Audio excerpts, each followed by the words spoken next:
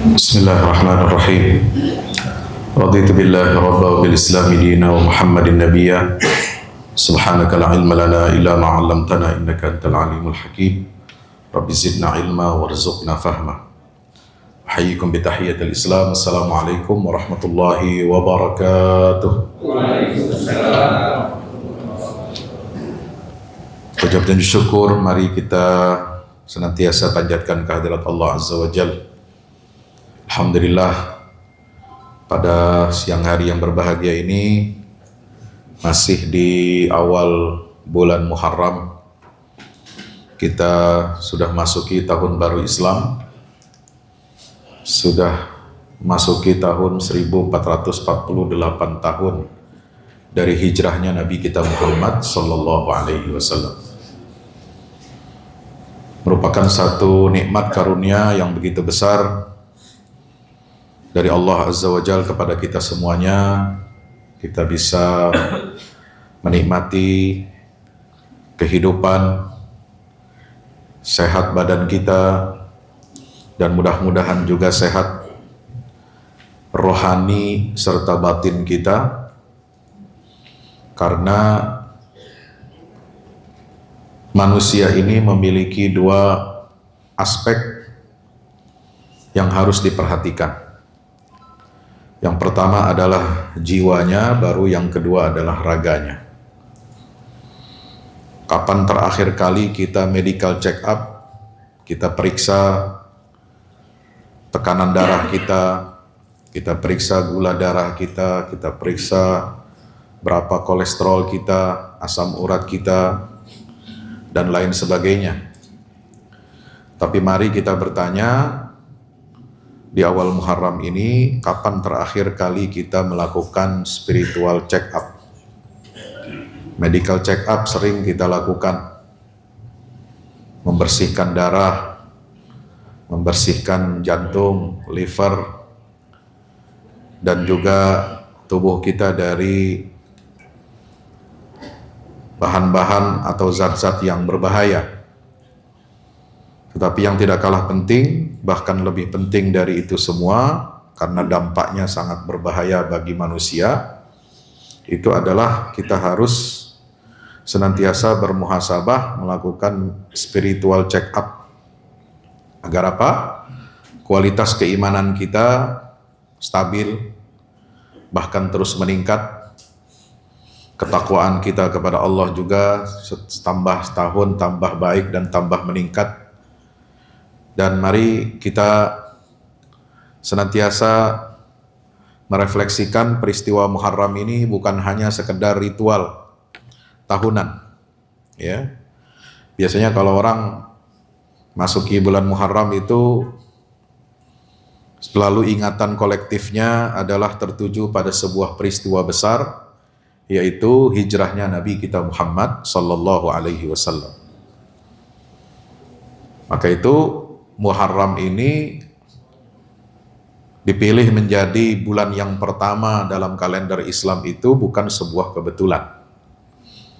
Ya, karena di bulan Muharram itulah perintah awal hijrah itu turun. Setelah jamaah selesai menunaikan ibadah haji. Ibadah haji itu adalah rukun Islam terbesar di bulan Zulhijjah. Maka haji itu harus melahirkan transformasi besar dalam kehidupan seorang muslim. Makanya Nabi mengatakan, al-hajjul mabrur laisa lahu jazaa'un illal jannah. Haji yang mabrur, yang baik, diterima, berkualitas itu tidak ada balasannya kecuali surga. Nah, kemabruran haji itu bukan hanya untuk diri sendiri, tetapi juga harus terus kita menjaga kemabruran haji itu untuk perbaikan umat dan bangsa. Makanya setelah bulan haji itu adalah bulan Muharram. Ya, bulan awal turunnya perintah Nabi hijrah ke Madinah. Walaupun Nabi hijrahnya ke Madinah baru sampainya di bulan Rabiul Awal tanggal 12. Hadirin rahmati Allah, hijrah ke Madinah itu bukan sekedar perpindahan tempat, bukan sekedar migrasi secara geografis, tapi dia adalah cetak biru tentang bagaimana membangun kemandirian, ya, untuk sebuah transformasi peradaban. Awalnya hijrah itu kan untuk menghindari persekusi, untuk menghindari penindasan, untuk mencari tempat yang aman, untuk mencari tempat yang kondusif, bisa beribadah dengan bebas dan merdeka. Tetapi ternyata Nabi SAW dalam prakteknya, dalam petunjuk-petunjuknya ketika hijrah itu, beliau tidak hanya membangun masjid kan. Ya, masjid itu simbol kebebasan beribadah, penghambaan hanya kepada Allah. Tetapi juga Nabi Muhammad SAW sampai di Madinah, beliau juga membangun pasar, institusi ekonomi, membangun persaudaraan, membangun konstitusi. Ada konstitusi yang dinamakan dengan Piagam Madinah. Artinya apa? Hijrah itu ya bukan sekedar cari aman, tapi dia adalah sebuah transformasi besar untuk bagaimana umat ini memiliki kemandirian ekonomi, politik, sosial, bahkan hukum. Ya, karena Madinah itu menjadi sebuah negara.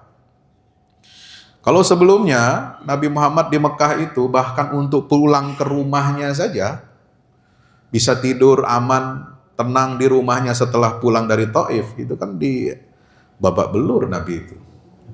Dilempari batu, berdarah-darah, dicaci maki, dihina. Beliau sedih, berdoa kepada Allah. Di kebun kurma, kebun anggur milik seorang pemuka Mekah, Mut'im bin Adi.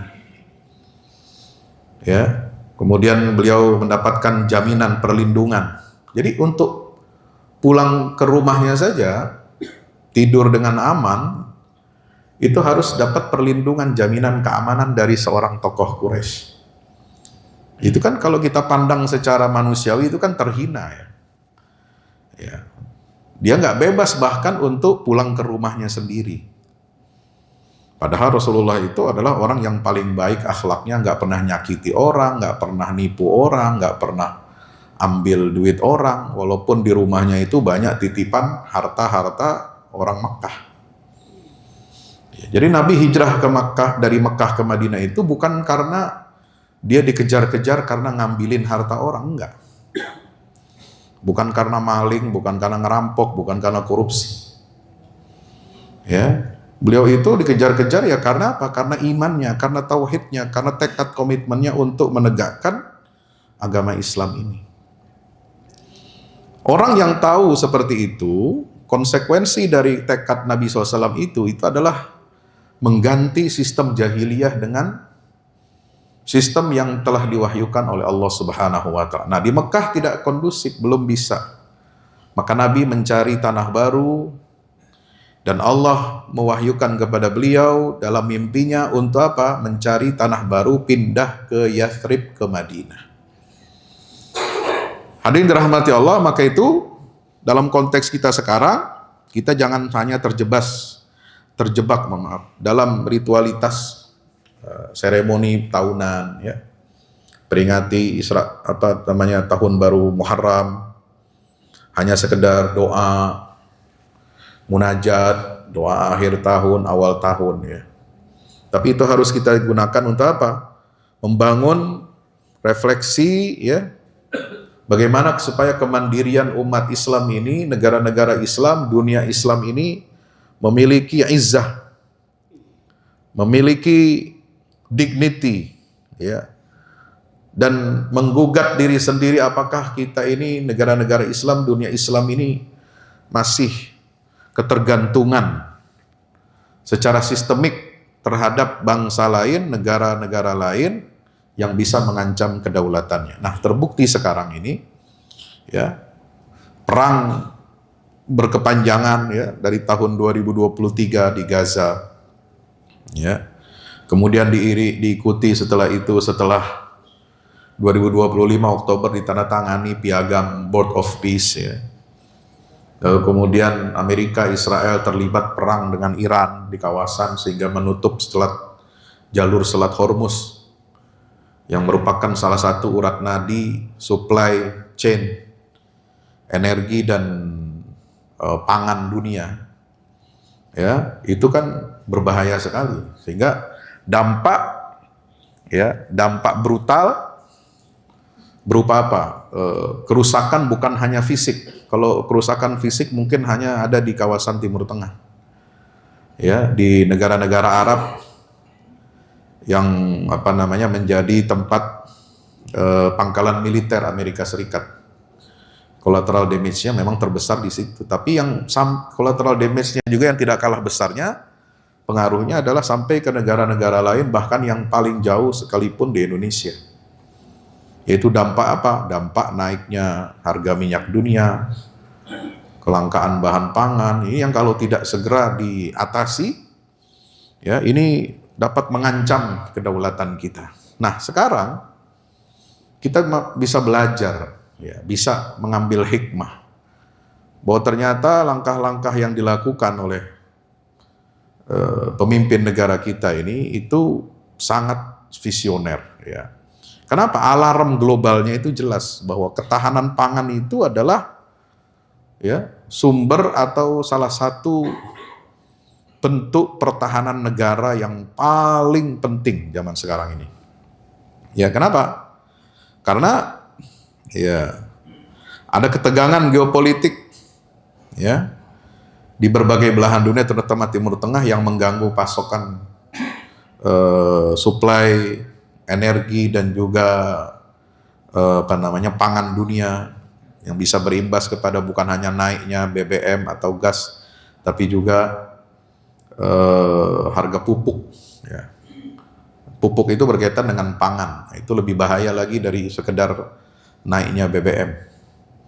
Sebab kalau pupuk mahal, langka, ya, maka pangan kita terancam. Kita harus memberi makan 290 juta rakyat Indonesia. Nah, ini yang harus dipikirkan. Kemudian proteksionisme negara-negara produsen pangan, ya, penghasil gandum di mana-mana yang terbesar di dunia seperti di Ukraina dan sebagainya, itu mulai apa? Ya, menutup keran ekspor mereka. Ya. Kemudian perubahan iklim ekstrim, ya, perubahan iklim ekstrim. Ini juga yang menggeser atau merusak kalender, ya, tanam secara tradisional. Ya, negara kita ini kan negara agraris. Ya, perubahan iklim yang terjadi, perubahan cuaca, ya, dalam beberapa waktu, ya, walaupun berapa persen, itu pasti akan mengubah, ya, peta ketahanan pangan kita, gitu. Nah, oleh sebab itu ini bisa menjadi ancaman, ya, ancaman non militer. Ya, walaupun kita tidak diserang oleh negara tetangga, ya, yang punya alutsista yang lebih canggih, lebih maju, modern, tapi kita menghadapi apa? Ancaman non militer. Yang itu bisa digunakan kapan saja oleh negara-negara asing untuk menekan kita. So apa? Ya, negara yang tidak memiliki kedaulatan dan ketahanan pangan, tidak punya swasembada pangan, dia akan apa? Menghadapi rakyat. Ya, kalau perut rakyat lapar, ya, perut yang lapar ini nggak kenal ideologi. Ya, bagi dia nggak penting. Kalau sudah kelaparan nggak akan lagi mikir lagu Indonesia Raya itu. Ya, saya harus cinta nasional, cinta negara, gitu ya. Dia akan tunduk ikut kepada siapa? Cinta kepada siapa yang memberi. Ya, nasionalisme itu nggak ada kalau perut kita lapar. Bahkan Nabi mengatakan kadal faqru ayyakuna kufran. Kefakiran itu bisa menyebabkan orang kafir. Ya, nggak peduli lagi agama. Siapa saja yang beri makan dia, dia akan ikut. Kalau disuruh pindah agama itu. Kenapa? Manusia ini kan hewan, ya. Hewan itu fitrahnya itu apa? Ya, mencari makan. Ya, kalau nggak makan berat, ngemil. Ya, coba aja lihat. Saudara pelihara kucing, atau mungkin ada sebagian pelihara anjing, ya. Nauzubillah. Mungkin ada aja kan gitu ya. Itu kan tiap hari ya kerjanya cari makan, makan tidur. Ya kan? Itu udah fitrahnya itu. Nah, manusia kan hewan juga. Cuma dia bedanya dia punya otak, ya, manusia ini. Dia nyari dengan skillnya, ya, dengan bekerja, dengan lebih ini ya. Tapi apa? Kalau kita lapar, perut kita lapar itu nggak mengenal ideologi. Nah, ketergantungan pangan ini adalah titik lemah kedaulatan sebuah bangsa dan negara. Apa? Bangsa yang makanannya itu bergantung pada belas kasihan bangsa lain, itu tidak akan pernah dia bisa berdiri tegak. Dan bangsa lain nggak pernah kasihan kepada kita. Ya? Seperti dikatakan oleh Presiden itu ya. Jadi ketahanan pangan ini sekarang sudah jadi bagian yang tidak terpisahkan dari pertahanan negara kita. Maka kita lihat semangat spirit Muharram ini, ya. Nabi SAW yang begitu luar biasa, ya, tuntunannya, pedomannya yang beliau contohkan, ya. Kan Nabi nggak sekedar bicara tentang iman ketika hijrah ke Madinah, tapi Nabi harus menjamin orang yang baru hijrah ini, kaum muhajirin ini bisa makan, bisa hidup layak. Hartanya kan ditinggal di Mekah, mendadak jatuh miskin itu semua. Ya, mereka dulu kaya-kaya, mereka punya perdagangan, punya bisnis. Ketika hijrah, nol semua. Ya, semua bisnis perdagangannya, surat tanahnya, surat dagangnya, semua letter of LO-nya semua sudah hangus, ya, nggak berlaku lagi. Ya, maka ketika hijrah itu kan Nabi menghadapi ini realita, wah ini kalau nggak dibangun sistem ekonomi yang kuat, pasar yang kuat, ini rakyat kelaparan ini. Maka dibangunlah sistem apa? Persaudaraan. Satu, dari segi sosial, Nabi mengamankan jaring sosial itu dengan apa? Mempersaudarakan muhajirin dan ansor. Itu bukan soal keimanan saja. Itu ada faktor strategis untuk menekan angka kemiskinan. Ya. Yang tadinya satu orang muhajirin ini membawa angka tambahan miskin ke mana penduduk Madinah, itu ditekan bagaimana disatukanlah orang muhajirin dan ansor satu-satu ditanggung, jadi kafil, jadi penjamin sosial. Jadi satu orang ansor menjamin satu orang kaum muhajirin. Itu hebat cerdasnya Nabi SAW. Ya, tentu ada ikatan keimanan ya. Kalau bicara ikatan keimanan kita nggak usah bicara lagi, udah otomatis. Kalau Nabi itu mengatakan demikian, innamal mu'minuna ikhwah, ya, fa aslihu baina akhwaikum dan sebagainya. Ya, tetapi bicara tentang kehidupan, Nabi itu sebagai pemimpin kepala negara bertanggung jawab bagaimana ya rakyat yang baru dibebaskan ini, baru merdeka ini, pindah ke negara baru ini, ya, atau mendirikan negara yang baru, itu harus apa? Terjamin kesejahteraannya. Maka Nabi suruh bangun pasar. Ya, untuk menandingi pasarnya Yahudi di Madinah. Ya, skill dan kemampuan berdagang orang muhajirin itu didorong, dihidupkan lagi, semangat lagi. Untuk apa?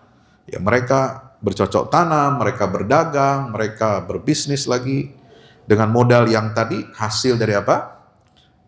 Integrasi ya kaum muhajirin dan ansor itu lalu meningkatkan, menambah nilai tambah bagi ekonomi Madinah. Nah, kenapa demikian? Hijrah itu, ya, Nabi SAW juga kan belajar dari pengalaman sejarah nabi-nabi sebelumnya. Terutama nabi-nabi yang diberikan amanat kekuasaan, masuk ke dalam sistem kekuasaan. Jadi dakwah Islam itu bukan hanya dakwah di masyarakat, kultur. Ya, menjaga agama, bicara tentang halal haram, bicara tentang keluarga saja, tetapi juga apa? Ikut mengurusi negara, ya. Ya. Bahkan ya ibadah yang paling besar, ya, semua ibadah itu bagus, semua ibadah itu luar biasa, bertauhid kita kepada Allah. Tapi salah satu bentuk ibadah sosial yang paling besar itu adalah apa? Berpolitik. Karena politik itu, bernegara itu mikirin bagaimana negara ini bisa memenuhi hajat hak rakyat yang ada di seluruh negara itu. Ya.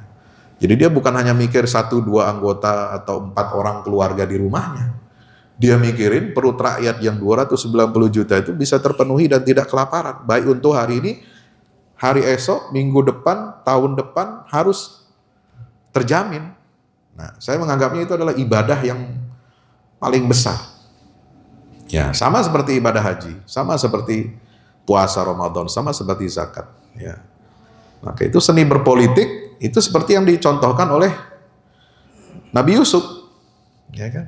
Ada 4 orang nabi yang mendapatkan amanah kekuasaan. Pertama dari Nabi Yusuf. Nabi Yusuf dulu masuk ke dalam sistem kafir. Rajanya musyrik, tapi raja itu memberikan kepercayaan kepada Nabi Yusuf. Ya kan? Kisahnya ada di dalam surat Yusuf.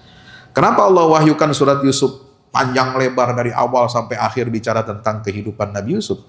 Dari kecil ketika dia mimpi, ya, melihat 11 bintang, bulan, matahari sujud kepada beliau, sampai takwil mimpi itu terwujud, itu kan panjang ceritanya itu. Ya, dirangkai dari satu periode ke periode sampai puncaknya itu dirangkai oleh Al-Quran dalam satu surat, luar biasa. Ya, saudara harus baca surat Yusuf ini secara berkala, pelajari dan tadabburi. Salah satunya adalah pelajaran apa? Tentang ketahanan pangan. Bagaimana seorang dai, seorang nabi, ya kalau sekarang lah ulama lah ya, ulama atau dai itu harus terlibat dalam apa? Dalam menciptakan ketahanan pangan. Ya.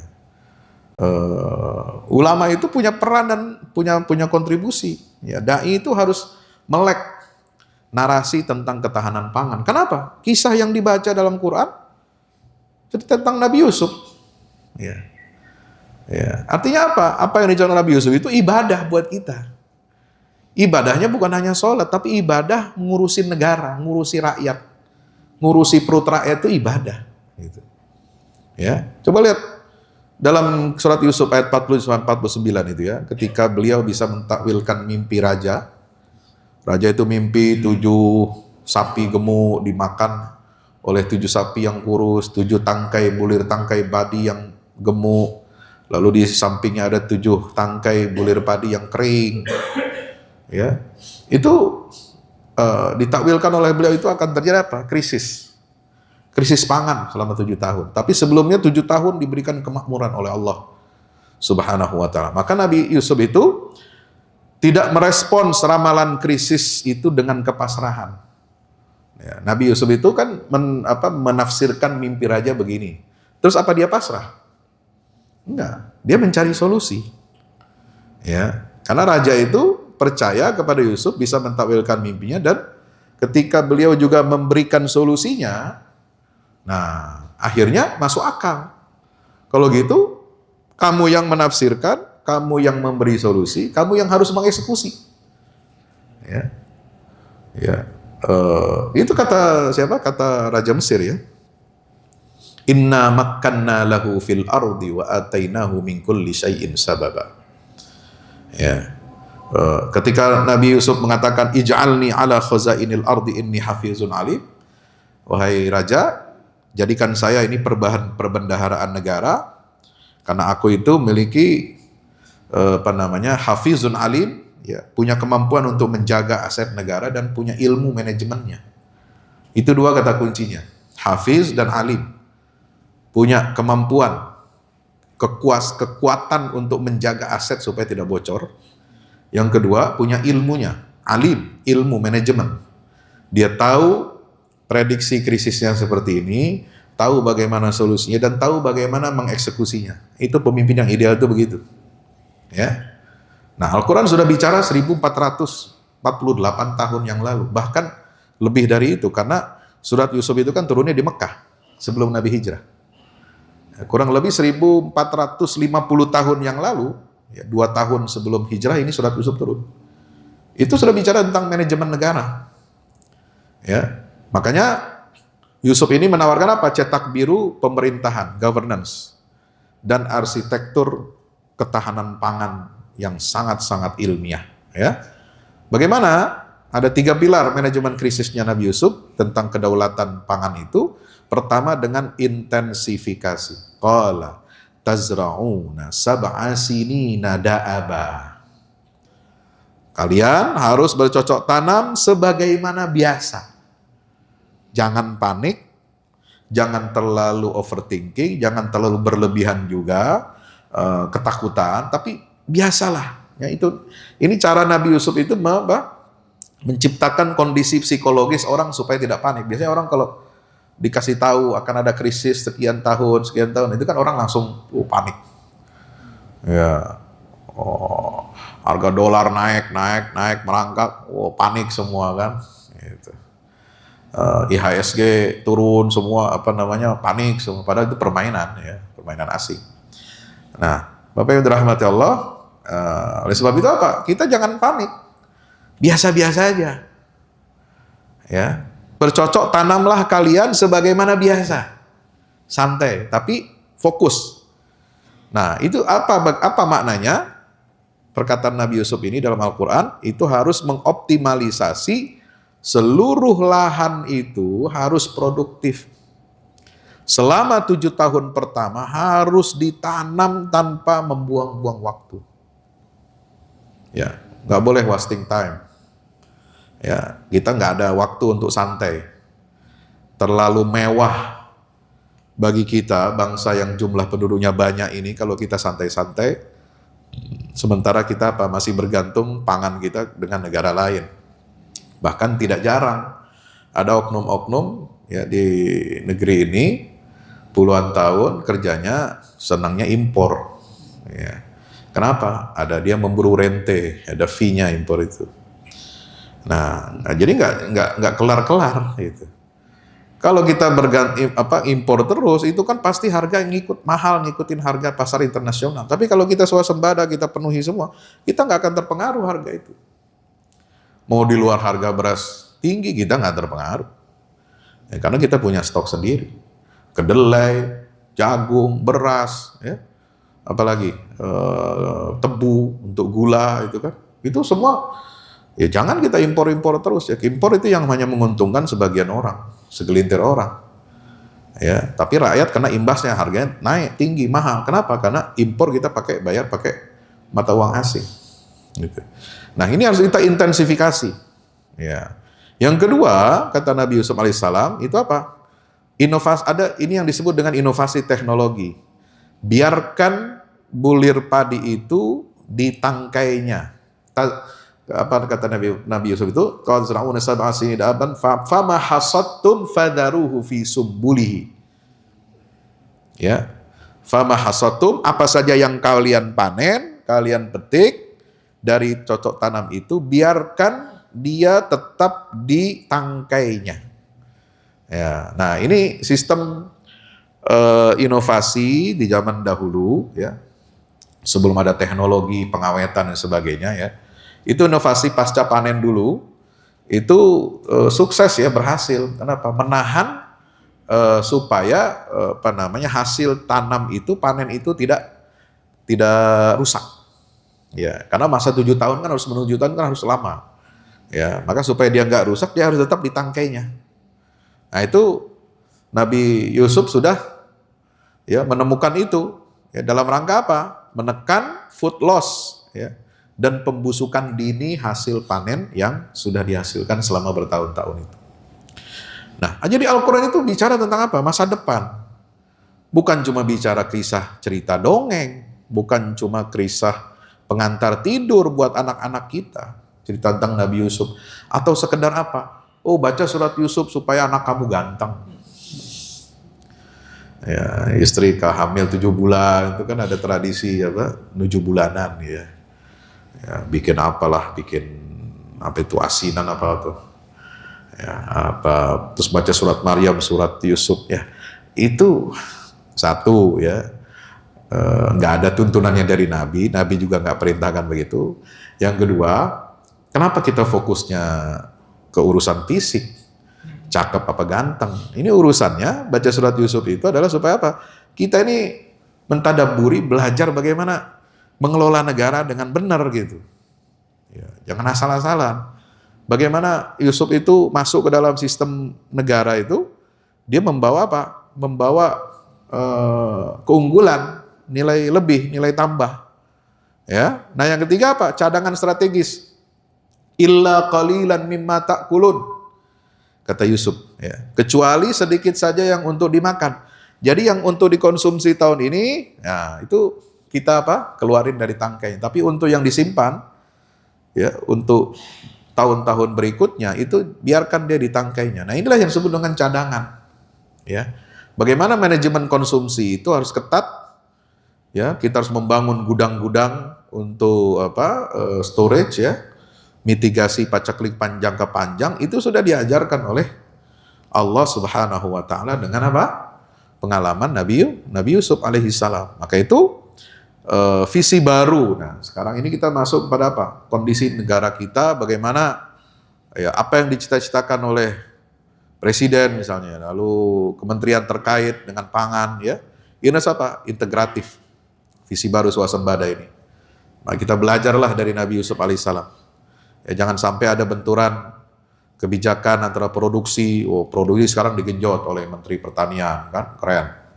Semuanya ya, mulai dari beras ya, kelapa sawit ya dan sebagainya buat industri biofuel, juga untuk industri rumah tangga. Juga harus ada harmonisasi juga dengan Kementerian Perdagangan, logistik ya, supaya menetapkan harga dengan baik. Nah, inilah manajer pangan modern itu, bagaimana kita memanage pangan secara modern ya, dengan memotong rantai birokrasi sehingga menjadi satu komando.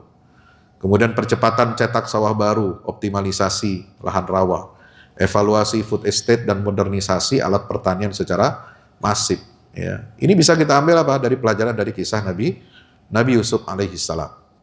Nah, ini juga ada masalah, misalnya nanti ada penyusutan lahan ya. Ada krisis regenerasi karena petani-petani kita rata-rata di kampung, di daerah-daerah itu usianya usia senja, usia lanjut. Sementara generasi muda ya kurang minat ya untuk terjun di bidang pertanian ya, perkebunan dan lain sebagainya. Nah, ini harus kenapa ya generasi muda tidak tertarik ya? Karena tidak menjanjikan ya, harga yang dibeli dari harga panen itu dibeli oleh tengkulak itu rendah.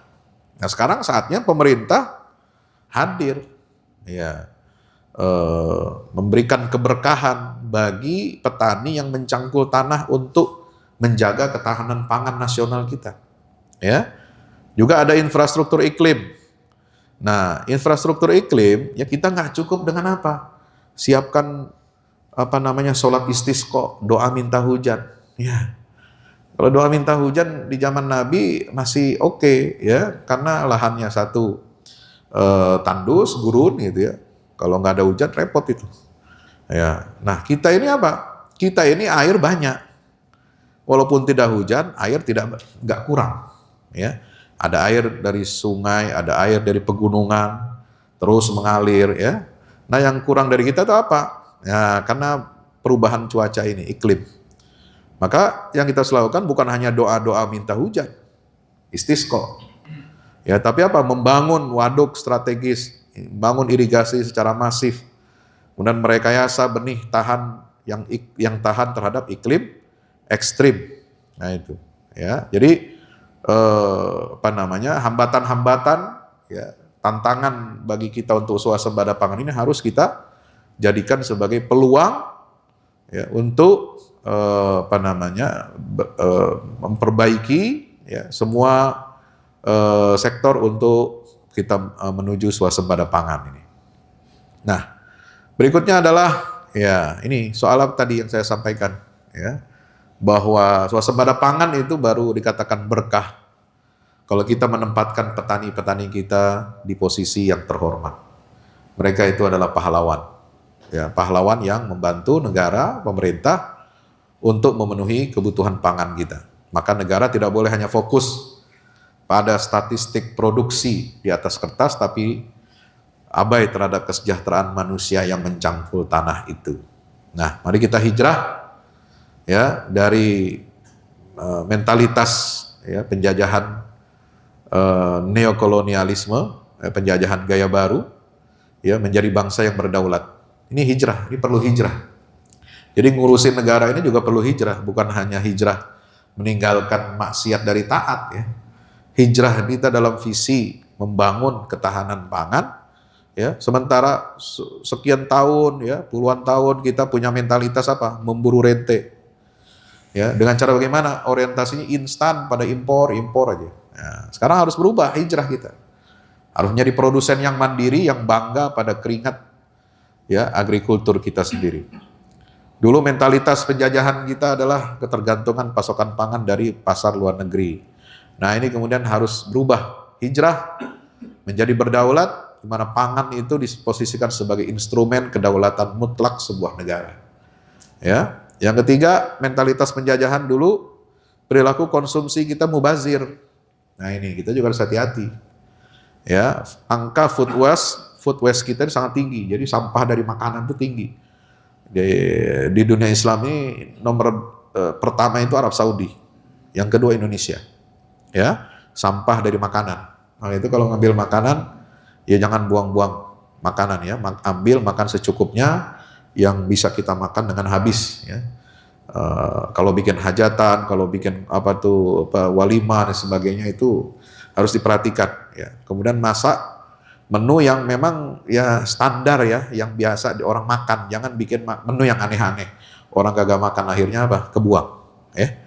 Nah inilah maka kita harus perlu apa? Menerapkan fikih lingkungan dan kesadaran konsumsi atau konsumen yang bijak terhadap makanan. Ya. Makanan itu, makanya kenapa?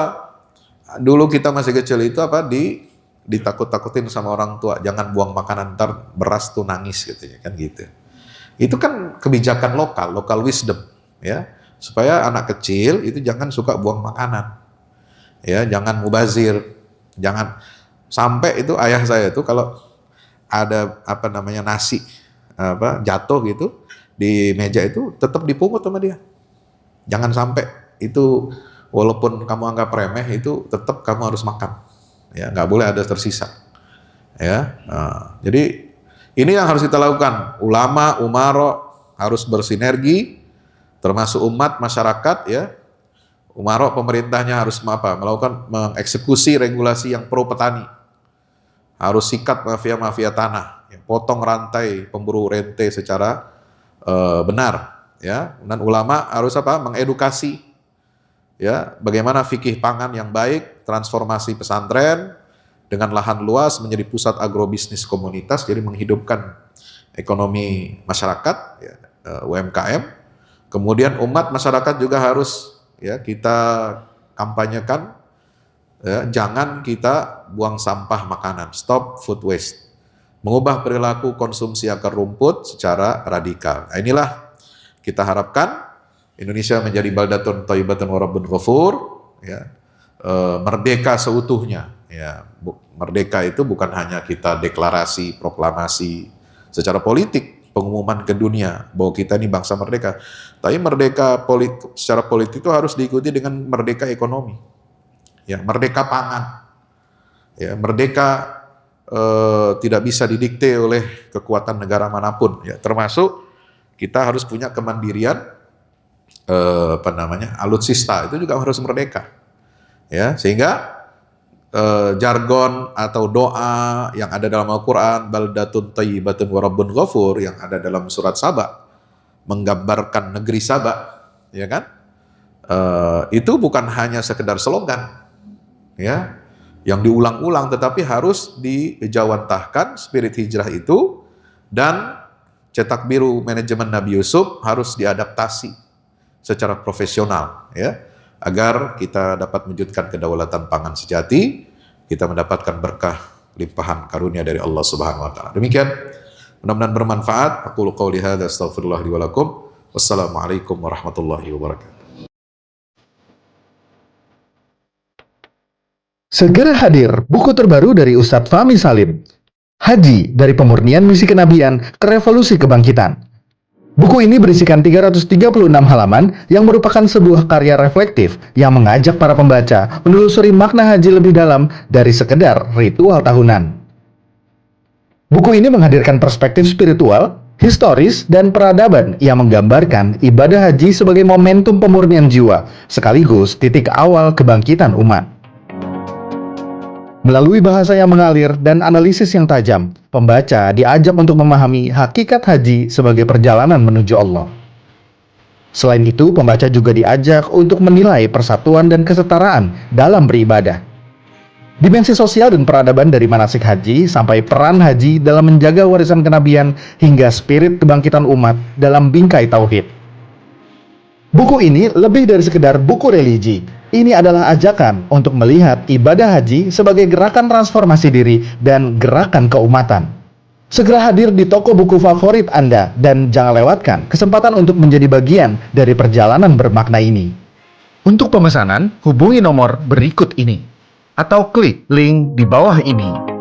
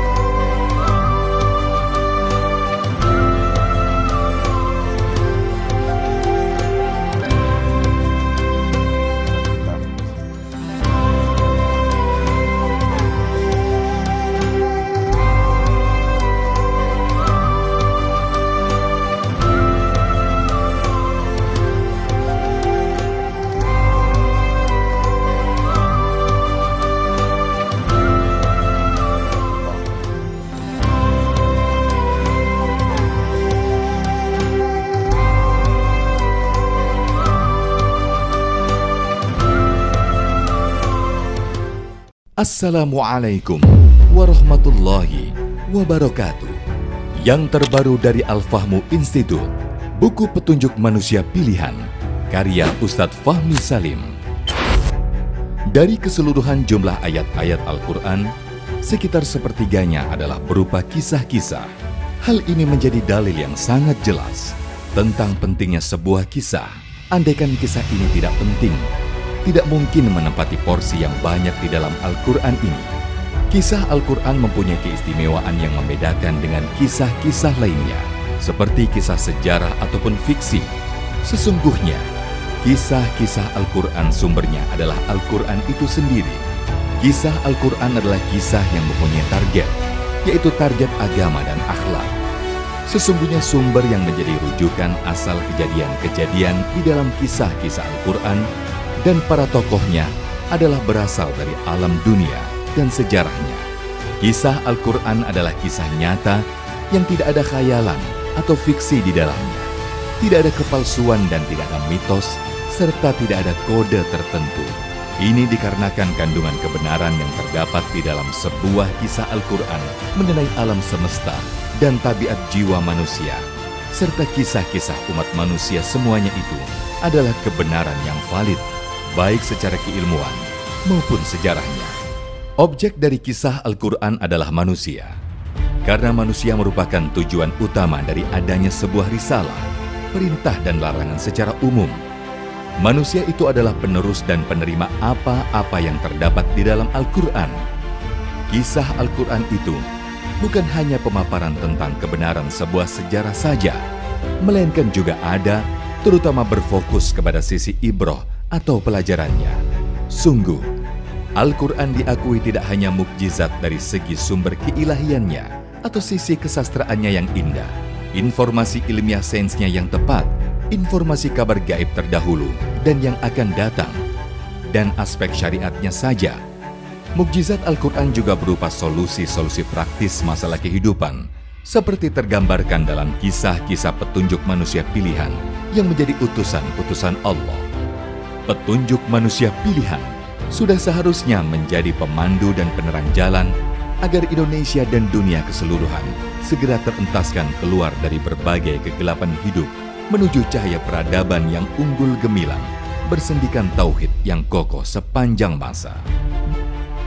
Dikemas dengan tuturan yang mengalir, bercerita tanpa menggurui, petunjuk manusia pilihan bisa menjadi khasanah di setiap keluarga untuk memetik pelajaran dari kisah-kisah manusia terdahulu, dan pelajaran itu berkaitan erat dengan kehidupan kita masa sekarang. Dapatkan segera. Wassalamualaikum warahmatullahi wabarakatuh.